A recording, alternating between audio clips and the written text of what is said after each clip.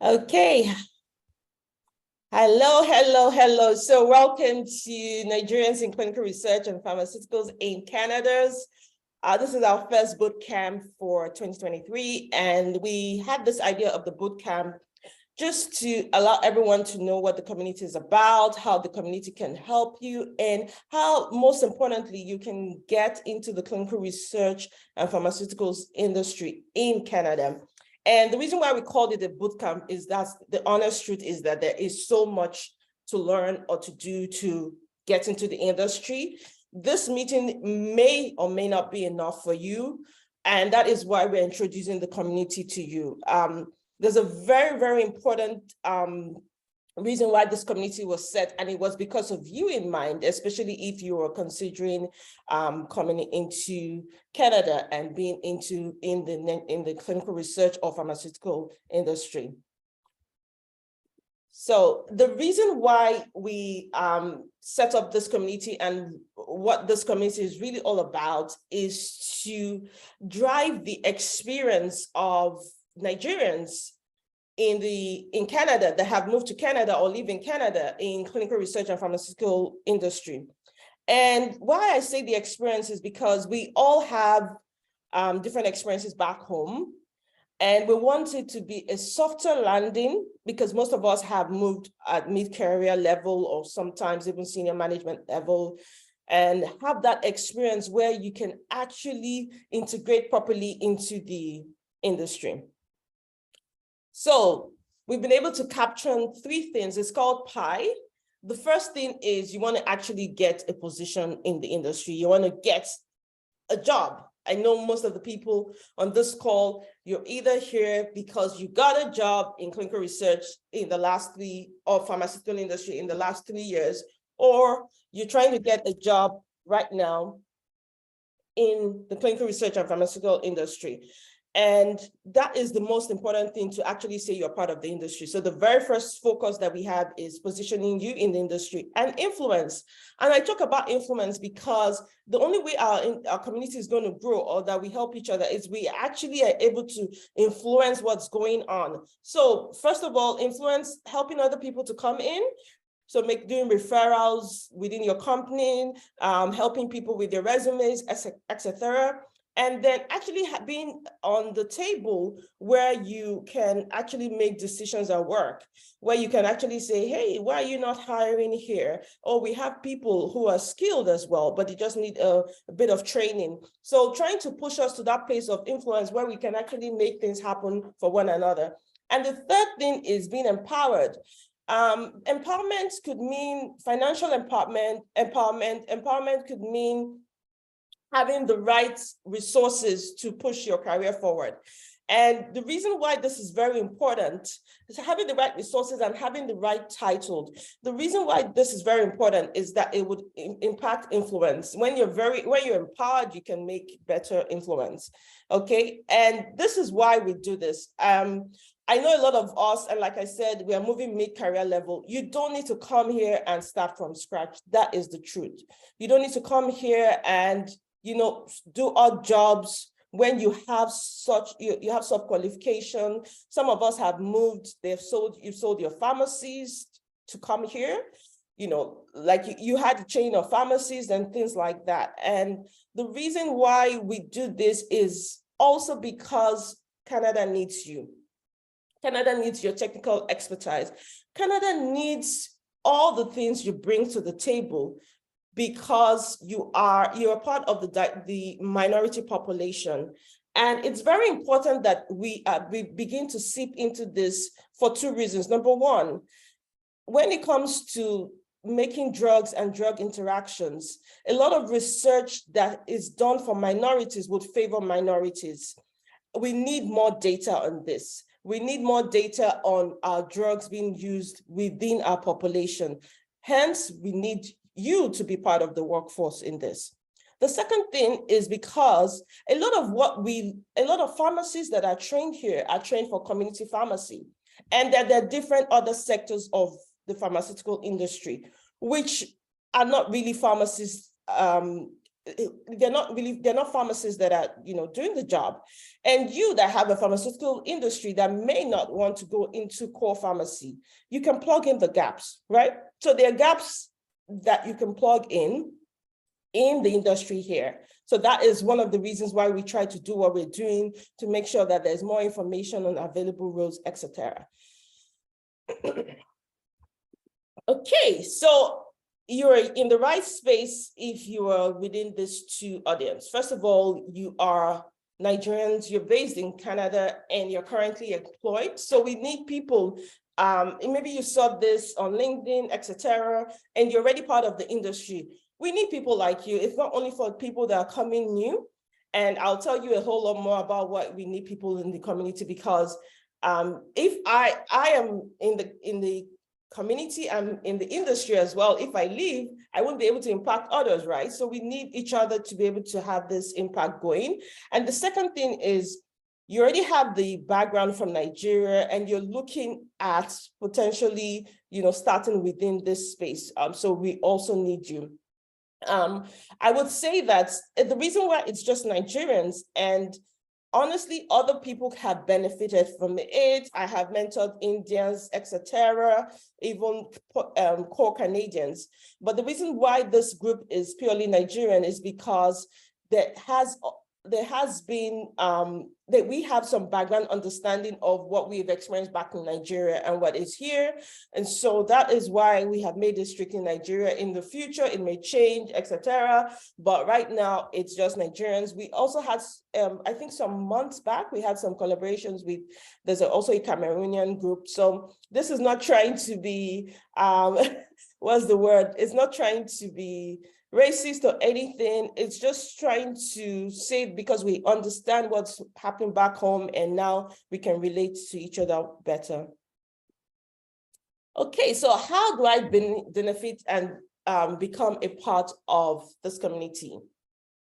So Olu, if you can kindly share the link tree on the chat group, that will be very helpful. So the link tree, if you click on the link tree, it's going to take you to this page. And sometimes everybody, when we send this link tree to people, they're like, no, I want to speak to somebody. Yes, don't worry, you speak to somebody. But this link tree is loaded, it's packed. And most of you who have migrated to Canada, you know how long it took you to do your application. Canada is a country of a lot of information. You have to read, you have to go into it. This link tree alone, honestly, there is a lady who was referred to me. I had a chat with her, a 30-minute chat, and I sent her this link tree. When she sent me that, she sent me a message that she got the job. Now, it would be great for me to spend that 30 minutes with a whole lot of people and even spend more time with her. But the truth is, this link tree is really loaded. If you just have the patience to look through and sit in. I'm going to click on the resource after the recording. The career resource is the one that really has everything for everyone. I share it with any community, anybody. It doesn't have to be Nigerian, because the stories cut across any nationality, right? And if you want to be part of the community, you fulfill the criteria I spoke about earlier on. You want to be part of LinkedIn, you want to be part of Slack. The link tree will lead you here, and then you can just click on the buttons and join. And then if you want to be part of the team, so just like I said, we're growing. We have about 200 members right now. If you want to be, and we have maybe, in terms of committed hands, we have just about 13. So, excuse me, if you want to be part of that, you want to volunteer, you can join the NiCRPCa team, and there are different areas that you can join. And then if you feel that you are already established in the community, you want to give of your time, your resources, and this is not monetary, because this is totally non-funded. We're not doing anything funding. If you want to be part of this community in different ways, you can click the give to NiCRPCa. And these are our social media handles that talk about all the events we're having and different things we're having. We have initiatives such as like the bootcamp. The bootcamp focuses on, this, just trying to tell people what's going on in the community and if people have questions. And then we have the buddy system. The buddy system is like a pair one-on-one system where for about 3 weeks. You meet with your buddy and they can guide you through things. This will definitely be by pairing. So on the buddy system, we need established people and we need newcomers, and then we pair them up. We have a monthly clubhouse. Shout out to Mama that has held this going for over 1 year plus. And this clubhouse is, a time to just talk, learn from industry professionals, learn from other professionals. And the only way you can keep up with what we're going on is where we're going about is through the link tree. So I want to say something about community. Creativity is always a sense of collaboration, the result of a mind connected to other minds. And I read this book last year. I'm going to show you at the end of this presentation about this book. And this book really changed my life. And it says that the most you can get out of a community is by what you put into the community. So I can tell you for a fact that since I became a part of Nigerians in clinical research and pharmaceuticals, I have transformed my income.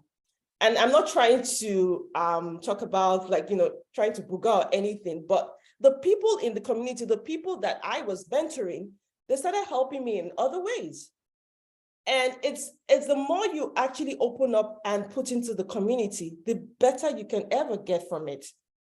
Do you see what I mean? So the only way we can achieve multiplication or pushing up is actually by what we give in. People feel that it's by what you pull out. No, it's by what you put in. So some people have come in here, they interact with people and all that, they get jobs and they just go, oh yeah, that's fine. I mean, it's okay. But then they now come back maybe 3 months later, maybe they're having issues with their job. They say, oh, okay, are you guys still here? And you're like, oh, where have you been? Maintaining the sense of togetherness is really important to be able to pull things out. And that is what Nigerians in clinical research is about. Okay, just before I continue there, any questions? I see a chat going on. Let's see. Is that question for me or shall I just go on? No, it's not for you. Go on. It's not for me. Okay, thank you. Okay, how do I get a job in the clinical research and pharmaceutical industry in Canada? I think I want to rewind a bit. First of all, the question I want to ask you is, why do you want to come into this industry? Why? You need to have a strong why. A lot of people feel that they've spoken to their friends in the US, and I want to really talk about CRA. They spoke with their friends in US, CRAs earn over 150,000 USD. So they are coming to Canada, they must become CRAs. Please, the US is not Canada. Please be clear. Be very, very clear. We that have been in the industry, we have seen that the way people are hired in the US are different from the way people are hired in Canada.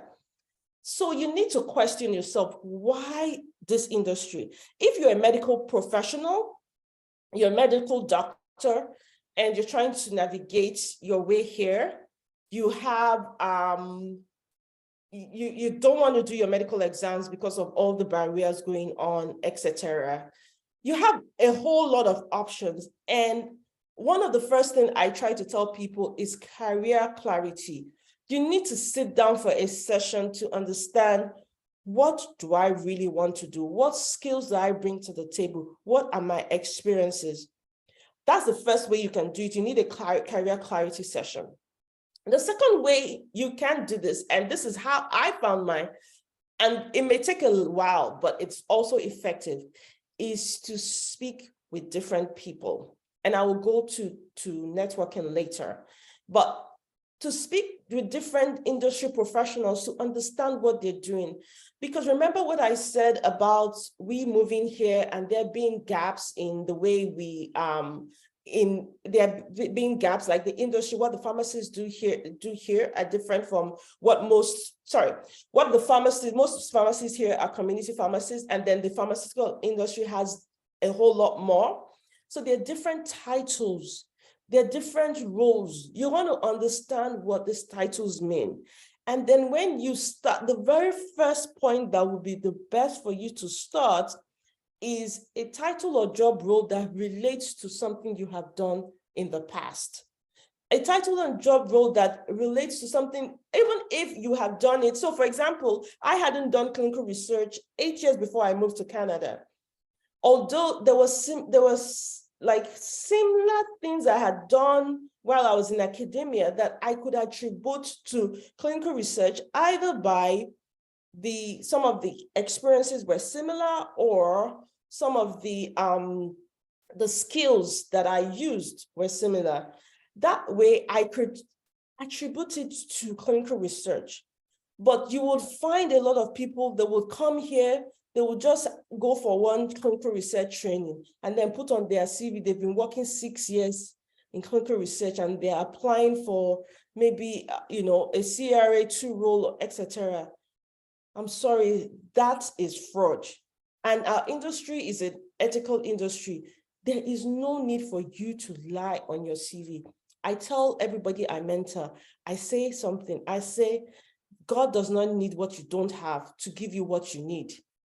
You only need what you have. So you need like an introspective session where you find out what are all the skills I bring to the table?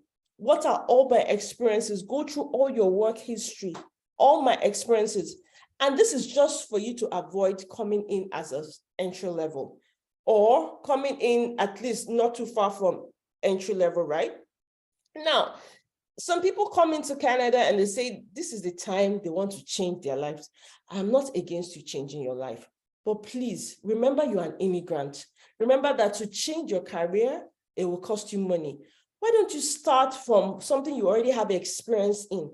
I met a lady, she's a pharmacist. She has about 8 years of experience in e-banking. And she says she wants to come to Canada and do pharmacy exams. I'm like, hold up. I appreciate, the love for research, etc., blah, blah, blah. The first few months you're going to come to Canada, you're going to burn cash like it's out of fashion. Why don't you get a job in e-banking here? Oh, people say it's hard. No, it's not impossible. You need to frame your CV, etc., and start doing networking to be able to get that job. And then when you get that job, you can now say, okay, I have arrived. I want to now do my pharmacy. It's still something I really love. You start doing your exams gradually, maybe part-time, and then you gradually move into that. That is a softer landing for you, rather than you come here, you say, oh, I want to change, I need that change. And it's not impossible if you have a lot of cash to hold you through that time. But you coming here to do the change, you will definitely come in as entry level, and it may even be harder to break into the industry. So there are several options that are available in the pharmaceutical industry. Some of the ones we have identified, because trust me, we haven't even identified all. Clinical operations, clinical research coordinator, etc., clinical project management, regulatory affairs, medical affairs, pharmaceutical sales, drug safety, data management. I always tell a story of Bola who came. Bola went to do 1 year, CRA School of Montreal. Bola had over, 8 or 13 years of experience in sales. I'm like, so he came to me, I looked at his CV, I said, oh God, what are you doing in clinical research? See, if you become a clinical research associate, start up in Canada, please don't be calling you US here. We are not from Biden's place. We are in Canada. Your startup salary for it, if you even are able to enter as a CRA1, because that CRA1 too, they will tell you need one experience, blah, blah, blah. You need clinical research coordinator experience, etc. The best I have seen, maybe 90,000 to 100. That is the startup, and that's after you've done clinical research coordinator or clinical trial assistant, etc., or clinical project, clinical data coordinator, etc. So why do you? Meanwhile, if you go in with sales, you may be able to get as much as 130, and you have bonuses with it, depending on what level you get in, etc. So please don't go and quote me that entry level of sales, you have to get 130,000 Canadian. But I'm just trying to say that come with what you have and be very confident. When Canadians interview, Canadians are people, they want to see confidence, okay? So identify, the very first step on your journey is trying to identify which part am I going to be? First of all, why? Why should I be here? Do I have to be here? Should I just sit down and focus on my pharmacy exams? Or should I just sit down and focus on my medical exams and, get it over with? Or should I, look at things in the pharmaceutical industry? Or there's academia, there's medical writing. There's so many other things you may want to think of as an academic or medical person. So should it be the pharmaceutical industry? Should it be one of these different roles? You need to clarify that with yourself. Okay, so these are kind of like my summarized step of getting a job and working well in the workplace. Being clear, and I've spoken a whole lot about being clear about what you do. And then a 2-page impactful resume. I meet some people, they're like, Motishishe, I've worked, 4-page CV. I'm sorry, these days, people don't even read the CV. So when you put 4-page, you have already discouraged us from reading. Try to make, and this is without any level. I mean, I am a senior project manager and I still do a 2-page CV. I only have an addendum of 1 page to list all the projects I have worked on. You should really still be doing 2-page CVs. And we don't need to know your address. We don't need to know your number. Then we have, and I'm going to go through the link through with you. We have resume workshop. We have resume, templates that we've shared on the resource that you can look at it. And the truth is that your resume will keep on changing, and it's okay. Today you hear this one, tomorrow you hear this one. Just keep refining it.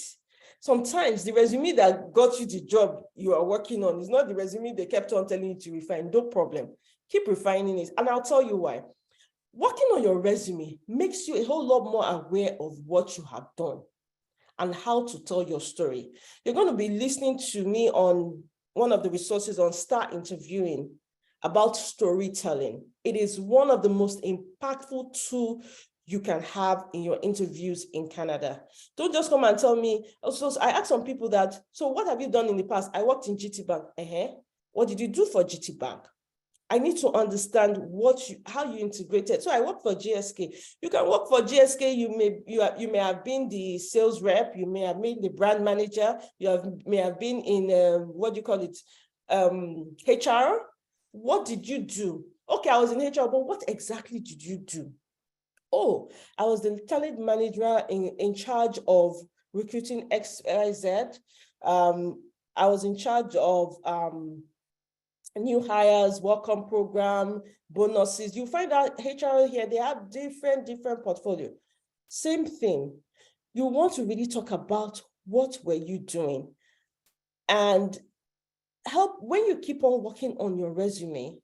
From the advice you get, it really helps you gauge and have that confidence. Oh, these are the things I really was doing. This is, this, and it helps you vocalize it better, because for interviews, they are how vocal you are. And so networking, I cannot overstress this. I tell people, you can have a habit of 20 minutes, 15 minutes a day or a week. I want to speak with people. Go on LinkedIn. Hi, I think your profile is very interesting. Would you mind 15 minutes just to tell me about what you do and how you progressed into this role? When you hear people's stories, it inspires you. It lets you know that you can do it. And guess what? Some of them after will be like, oh, okay, so what do you do? And are you looking for something? If you find something interesting, let me know. Give me a shout out, because they've now bonded with you. Networking cannot be overemphasized.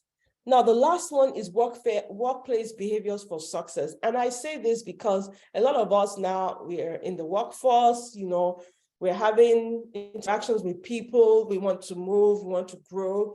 What are the things we can do to ensure success? I, as one person, I try to make sure I'm constantly improving myself.